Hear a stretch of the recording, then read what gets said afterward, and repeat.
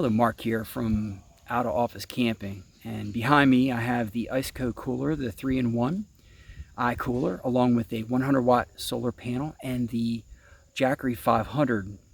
I'm going to share with you some information regarding week-long camping, both in the woods, which is where we are at right now, and then also some beach camping where we had full sun. So let's get into it. Started out our camping trip with the full 100%. The cooler's pulling 42 watts there. And then in order to get some of the sun, I just throw the flexible panel right on the window of the truck. And as the days went on, you know, it was about 4 days we were camping here, started dropping the power because it was really tricky to find the sun. It was in the fall season, so the sun was really low and there wasn't a huge spot, as you can see right here, in order to grab the sun. So it made it a little challenging. So when there was no sun hitting in the one spot, basically you kind of have to run around and find the sun. So it's almost like you're chasing the sun.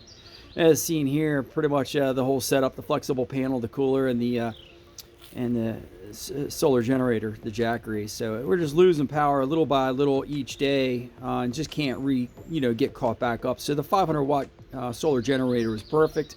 You know, in this application, even though we weren't really getting the amount of sun that we were hoping for. So at the end of this trip, pretty much dropped to 64, and by the very end, it was down to 57, and that was it. Now, moving on for full sun at the beach, we started our trip getting the cooler all set up, cooled down at home. Now, one thing that's really nice, putting a thermometer in there is really great. These aren't perfect, but had 2 of those in there just to kind of figure out what the temperatures were in different spots. Once we got there, had the solar generator set up in the corner. Then we had the solar panel up on the roof, a hard panel here to avoid it blowing off, and also the likelihood of somebody seeing it, since it was a much more crowded camp ground. And that worked out really well. So the panel itself is just sitting on the roof, just had it coming down just back into the camper, into the solar generator, the 500-watt solar generator. So for the most part, what was really nice here is every day we were getting full 100% of sun. And at nighttime, the next morning, we'd be down to like 75%, 80%, pretty much. You know, the cooler itself only pulls about 45 when it needs to get cooled down. And then once it's cooled down, it sits at 2. So, you know, this was a setup, you know, just at the end. We didn't have to put it outside, but when we were packing up, we just sit outside. Now, one thing to keep in mind, I'll talk about this at the very end, is packing the cooler. This is one of our first trips with this cooler. It's a 45 quart cooler. And I'm going to get into that here at the very end, so stay tuned for that. But really simple setup, and it definitely worked. You'll notice here in this image the sticker for the ice, and I'll talk about that because it is a 1-in-3 cooler. And the specs are right here, so you can see what the specs are for the cooler itself, and this is a 45 quart. On our travels home, we spent one last day at the beach, and in order to do so, we kept everything running with the solar generator, which was great. Put the solar panel in the window. Of course, UV light doesn't go through glass too well, so put it back up on the roof, and thankfully nobody took it.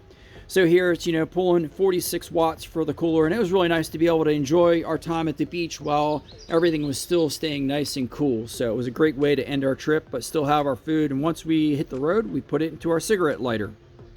In closing thoughts, I'm going to go ahead and get into that next. So we've talked about how the IceCo worked for us in the shade, and also how it worked in the sun. And what I'd like to start off with talking about here, I have a little handy helper here, is basically our process. So when we hit the road, we'll start off with getting the cooler up to temp, filling it up with all the items, and then letting it sit, you know, before we put it in the vehicle. Now this cooler comes in at about 43 pounds or so, empty. And once we're ready, you know, it has the cigarette adapter.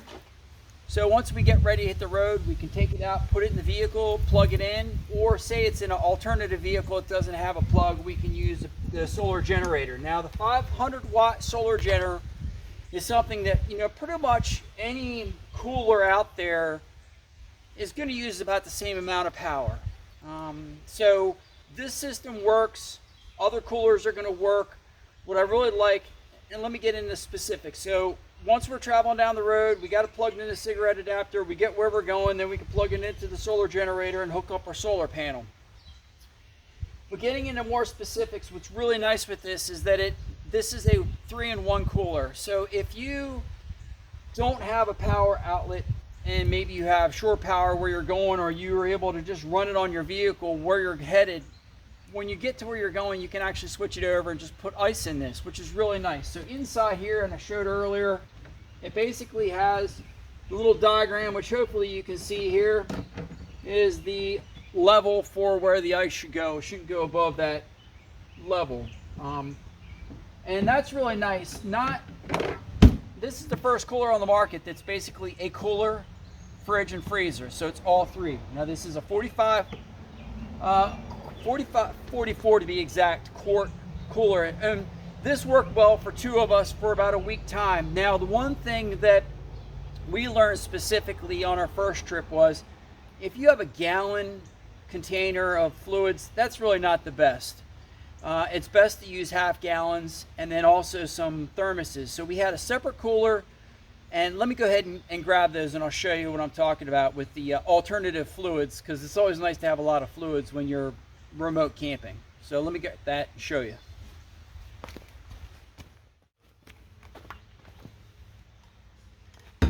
Thermoses. So these are really great. A lot of times we would make iced tea ahead of time, or other fluids, and you know, if you say you want to take in extra milk, you can carry it in one of these, and for a couple days, 2 or 3 days, it's going to hold at least 2 days. And then once, if you're out for a week, once your cooler starts to empty out, then you can basically put your fluids into another container or put them right in here. So this was like a nice starter for a lot of extra fluids. Or say we just wanted to carry ice with us for the start of the trip, we could do that. So I highly recommend having a couple of these. It allows you to kind of maximize. You know, clearly there's smaller coolers, there's larger coolers. This is a good mid-size. It's not too big, it's not too small. So I definitely think a 40 quart, give or take, is definitely a good range, and it will work. The power source 500 is definitely probably the bare minimum power source I would use if you're out off-grid remote camping. But if you had a 1000 and say you had no sun at all, you're going to be able to run it pretty much that whole time with no problems whatsoever. So definitely great. I have so much help walking through the scene today. I'm very sorry. Anyway, so just great options. Now, also, we haven't used ice in this. I've heard that basically it holds ice just as well as a Yeti cooler, but the Yeti cooler is still just a little bit stronger. There's a lot of other information out there with the 3-in-1. The biggest thing was, will it work remote camping or camping at a state park with the solar generator in shade versus full sun? Clearly full sun with a 100-watt panel, it's no problem. So that, for the most part, concludes it. If you do need to run this, you know, the cigarette adapter, say, into your vehicle, it does have settings that you can set the cooler up itself, so that if your battery on your vehicle starts to get too low, this will actually shut off. So there are safety features which are really nice if you do have this plugged into the vehicle, to minimize the potential of being stranded somewhere, unless you have a jump box with you just as well. So thank you for taking the time to check out this video. I hope you found it helpful, and yes, it works, both sun and shade while remote camping or off-grid camping. Now, circling back, the one thing I did not talk about, I talked about the gallon containers for storage in here. The other thing that we actually found was, you know, of course, meal planning and prepping and preparing all your stuff. But more importantly, take the items. If you have items in boxes or containers, take them out, downsize them into like maybe Ziplocs or just their bags. And that really helps maximize your space, because those extra containers take up a lot of room. There are nice things like egg holders and things like that you can also grab to protect things from getting damaged and get them out of their original factory containers. So little things, and it really comes down to what your meal planning is and what what you're going to take when you're traveling. But the more dry goods you can take, the better. And having a good fridge is really ideal, especially if you're carrying any kind of meat. So we really liked it. The one thing I'd say we didn't really use too much in here was this. We didn't use a whole lot, kind of took that out. I had talked about earlier in the first part of the video, the thermometer. Definitely important to have a thermometer. You have the gauge on the side, which pretty much tells you everything there. And, that's important to be able to make adjustments with that. But more importantly, you know, it's not always good to rely on that specifically. You know, it's good to get a thermometer in there so you can really gauge the temperatures that the cooler is sitting at with the items. And sometimes we found that we had to move that around in different spots because the readings might not quite be as accurate. But very happy with this. Currently, this unit itself at this time is around a little over $500, and I'll be sure to include the links in the description. It has a 1-year warranty on the cooler itself with a 5-year on the compressor, and it's a really good compressor that's in here compared to a lot of the other stuff. But there's a lot of choices, and like I said, it just doesn't have to be the IceCo. I just really like this because you can put ice in it, and that's one of the great things about it, that it is a cooler slash fridge freezer, can be powered up. The other ones just can't. So you might be able to get by, but if you're out and about.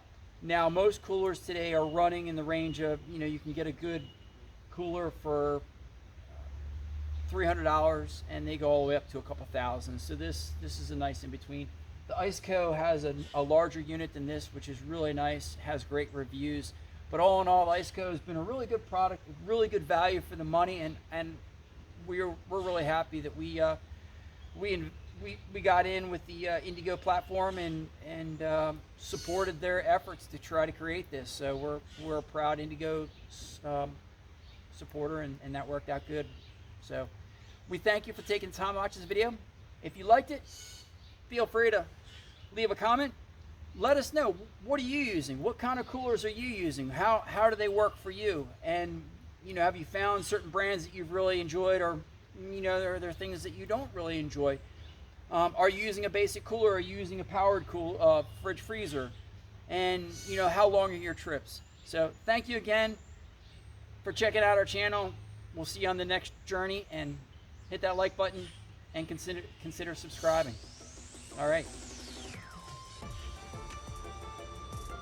And this is Mark from Out of Office Camping. Hey, have you set that out of office camping? I'm trying to practice, trying to get that out of office. We're working on some merch that'll be coming up soon. So, yeah. All right.